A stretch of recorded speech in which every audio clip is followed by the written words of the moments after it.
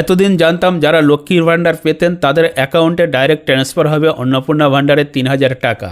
হ্যাঁ, এই কথাই স্বয়ং মন্ত্রী অগ্নিমিত্রা পাল জানিয়েছিলেন। দুদিন আগে নিজের প্রোফাইলেও একটি ভিডিও আপলোড করেছিলেন। আর আজ মুখ্যমন্ত্রী শুভেন্দু অধিকারী পরিষ্কার জানালেন কালকে ফর্ম বের হবে, এনরোলমেন্ট হবে, তারপর এক এক করে ৩,০০০ টাকা করে পাবেন। অর্থাৎ এতদিনের নানা জল্পনাতে জল ঢাললেন মুখ্যমন্ত্রী শুভেন্দু অধিকারী। শুভেন্দুবাবু পরিষ্কার জানান, যতদিন না পর্যন্ত অন্নপূর্ণা ভাণ্ডার চালু না হচ্ছে ততদিন পর্যন্ত চলবে লক্ষ্মীর ভাণ্ডার।